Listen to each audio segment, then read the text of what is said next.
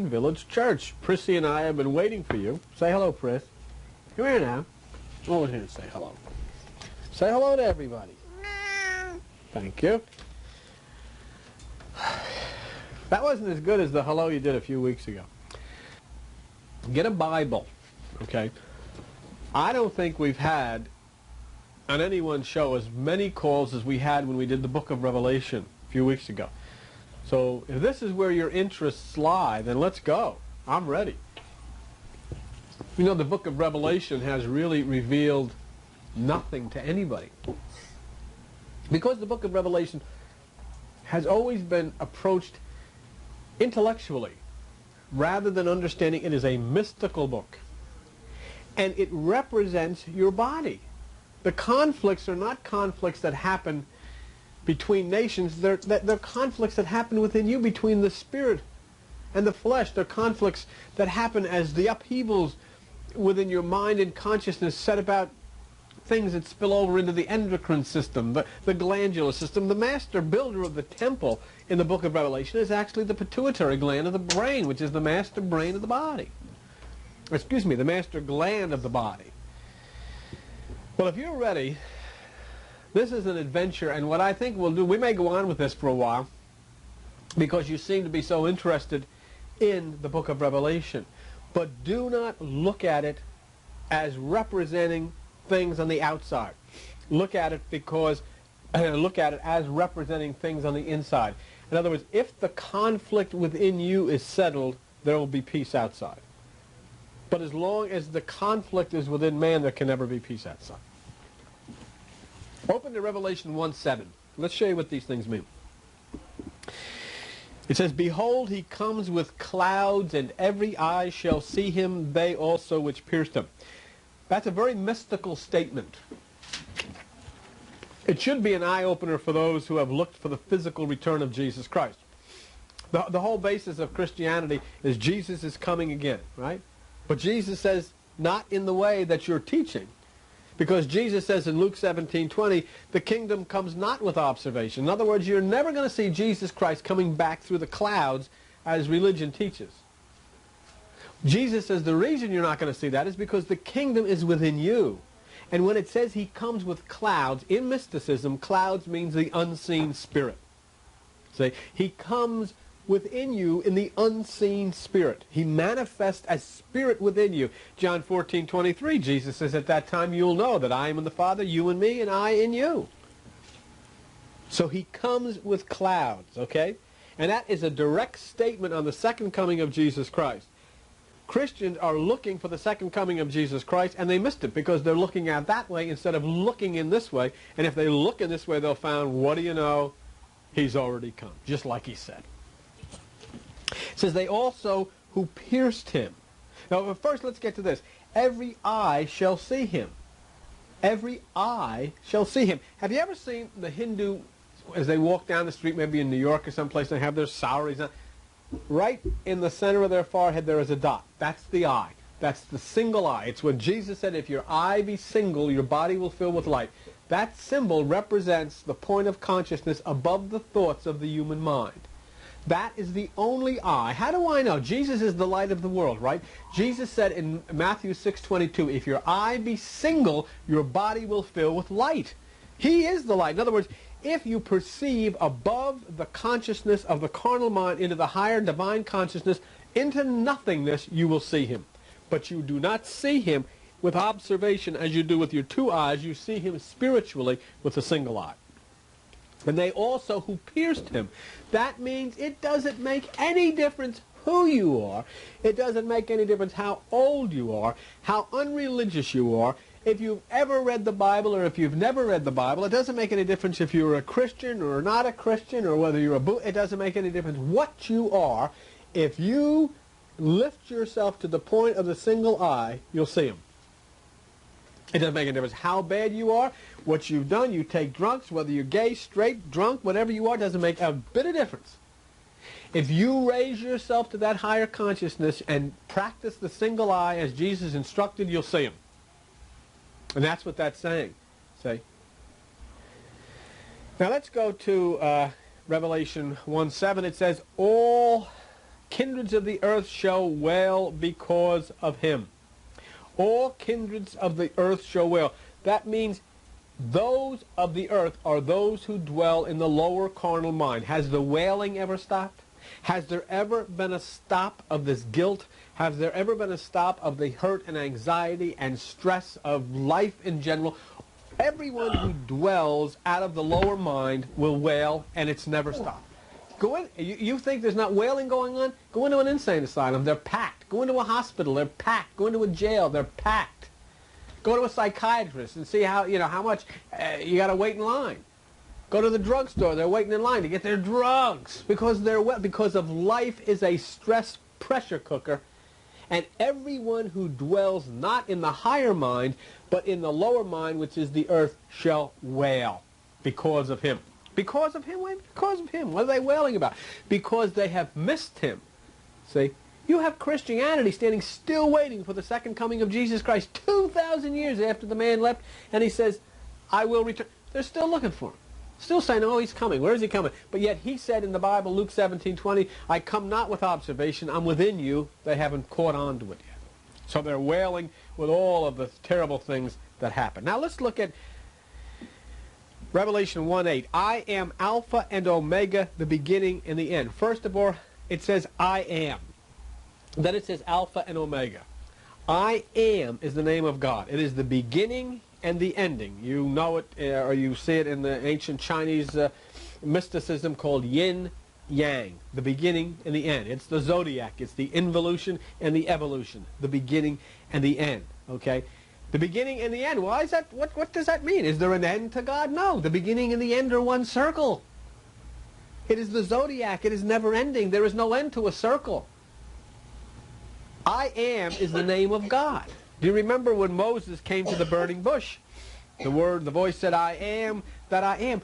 I am. Now this is what I say to you, and you'll go into shock because this is, you misunderstand this if you're raised with most born-again Christians today. I say, I am God.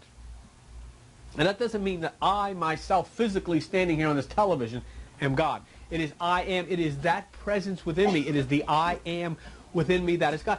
That's why God chose and takes the name for himself, I am. That's his name because you can say, who is God? I am. God manifests himself within you. The only place there is God is within you. There is no other place. What is the sense of having God if there is no people? There's no need for a God without people. God only manifests himself within people. So I am with God. I am is God consciousness. It is Alpha and Omega. It is first and last because it is pure spirit, which is the beginning of our existence, and will be pure spirit, the continuing or the ending of our existence.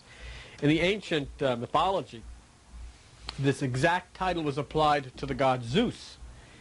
It says Zeus is the beginning and middle and end of all things, almighty, all ruler. That means within you.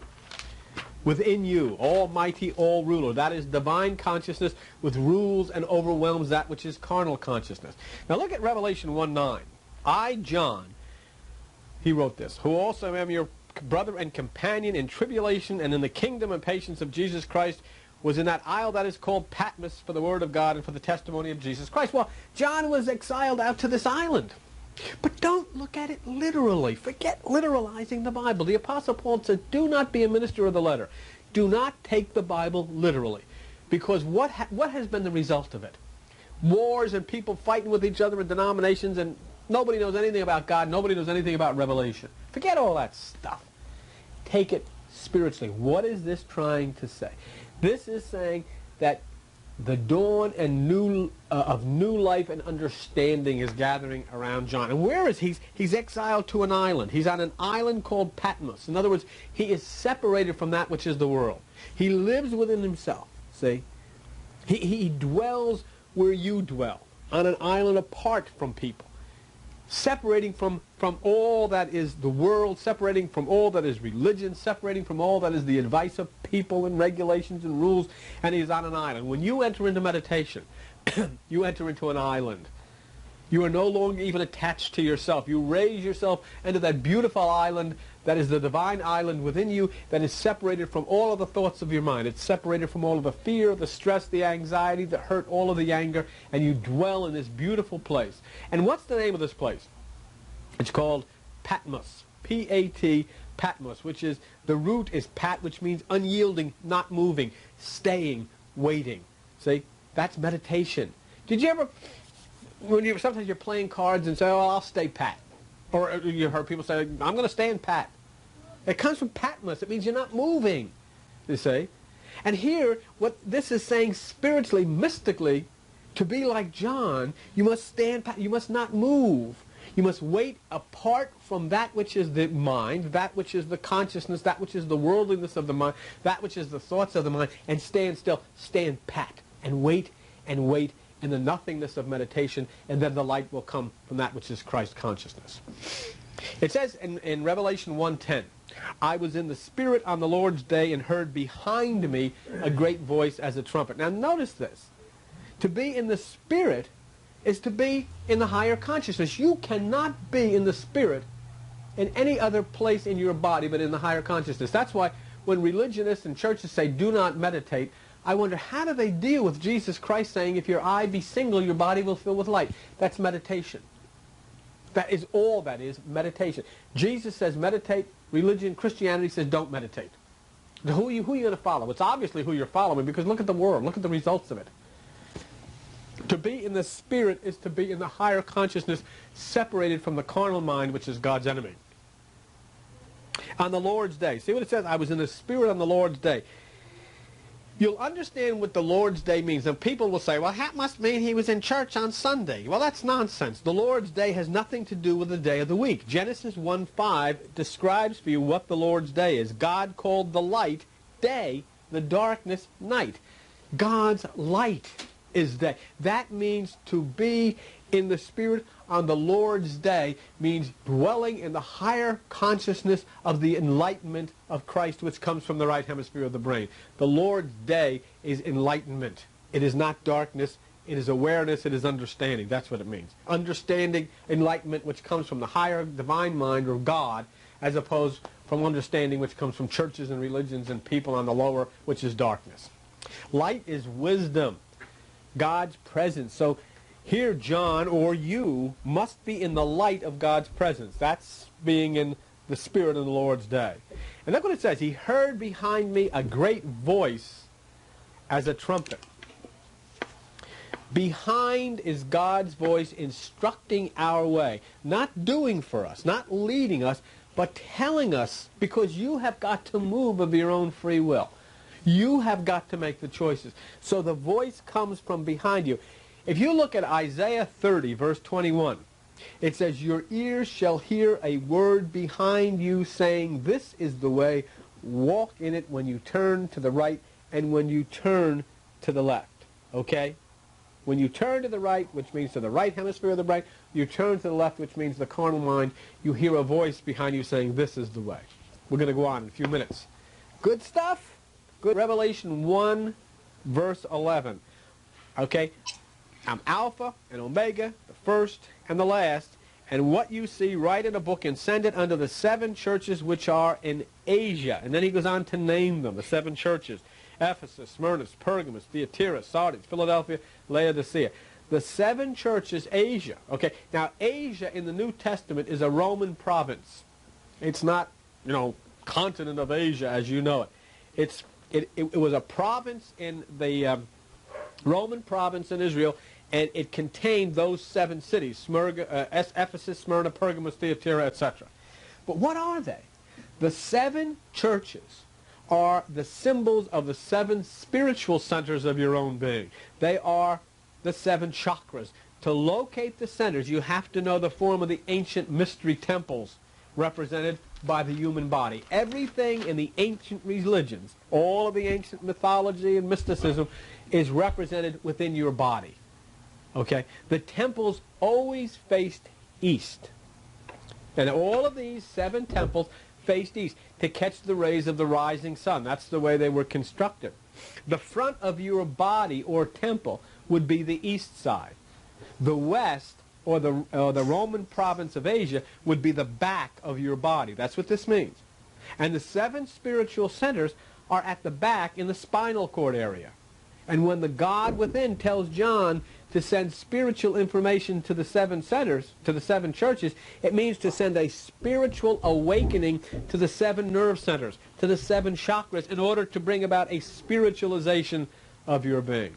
In other words, if you listen, you can come closer to God in meditation, because as you start to raise the energy, it comes in a spiral energy that will begin to raise itself. It will overwhelm the 7 nerve centers, the 7 chakras located from the base of your spine to the pineal gland, and it will bring you into divine consciousness as the illumination comes to the right hemisphere of the brain. You will then obey Jesus, who said, cast your net to the right side of the boat. Look, I'll tell you what I got.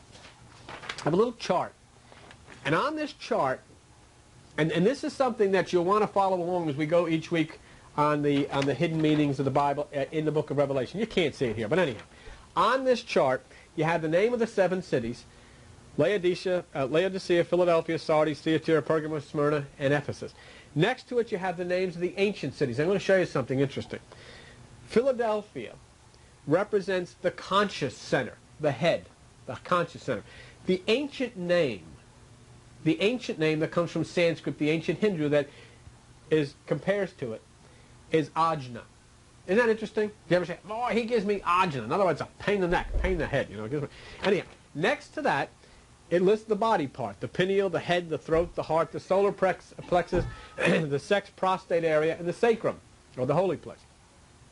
Next to that, it lists the zodiacal sign: Leo, Cancer, Virgo, Libra, Scorpio, Sagittarius, Capricorn. Next to that, the symbol: God's throne, the conscious center, communication, joy and depression, feeling, sexual desire, anger. Next to that, the planet: Sun, Moon, Mercury, Venus, Mars, Jupiter, Saturn. It's really, and I'll send this to you, and all you have to do is say, send me the chart and give me your name and address, and I'll throw it in the mail and send it to you. And I'll give you the phone number a little later, but it's 609-971-0537. This is kind of like having a program at the baseball game or whatever. You can't tell the players, and when you get in and we start talking about the 7 nerve centers, you're really going to want to have this. This is very, very interesting, and you see how when each nerve center in your body is awakened through meditation, how it changes, how it heals that part of your body, how it changes the desire part, how it begins to give you enlightenment. Okay, it all comes through meditation. So if you want one of these charts that go along with the teachings in Revelation, which we're doing now, you just give us a call at 609-971-0537, give your name and address, and say send the chart, and off it comes. Okay? It's free.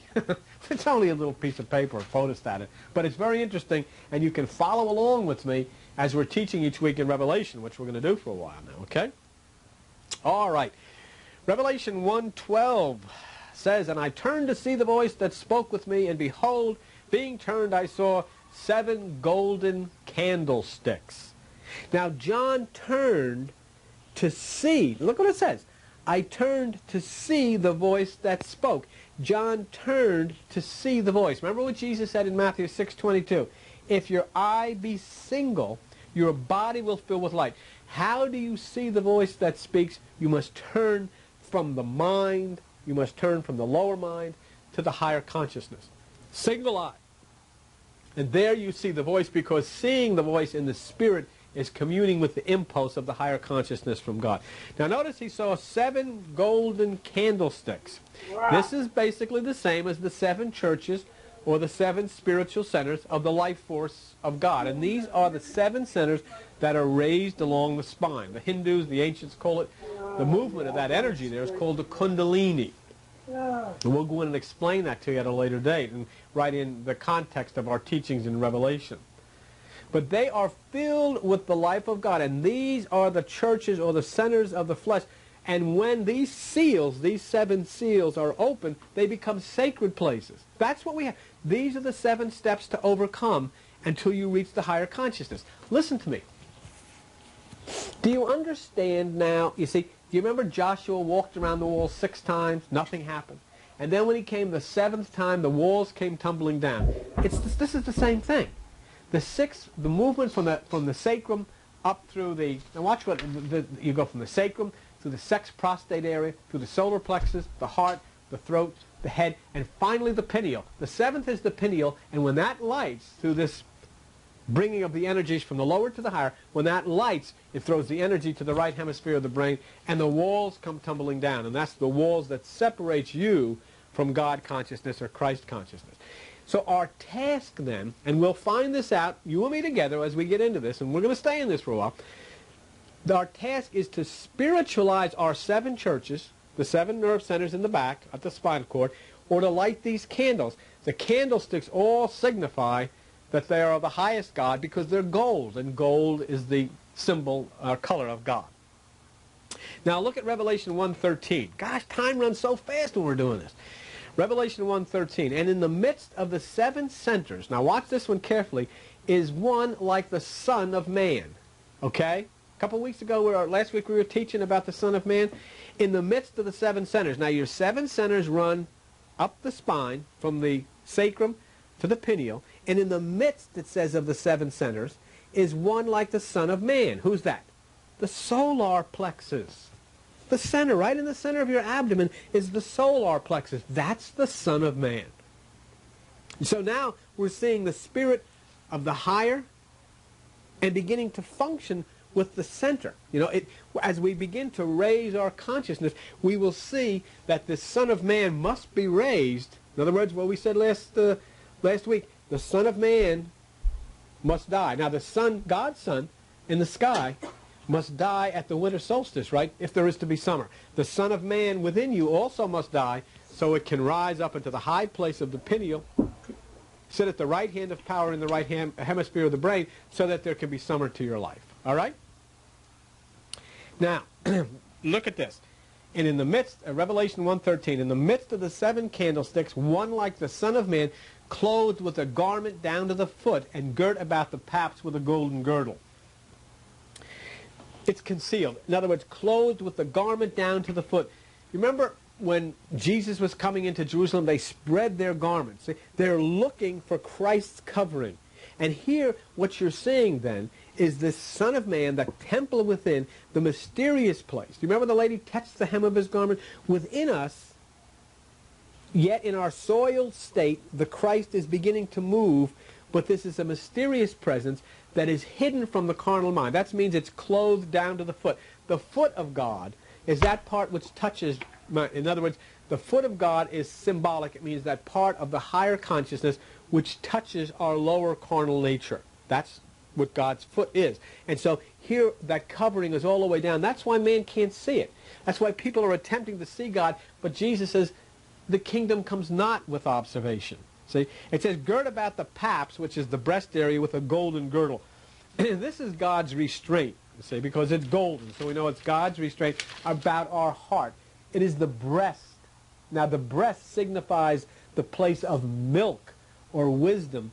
And our wisdom is held in check by the restraint of God's power so that our impulses become controlled by Him. So now He's right in the midst of us, and we'll get ready for this upward journey. Doggone it. Time runs out. Listen, the phones are open. The telephone number is 609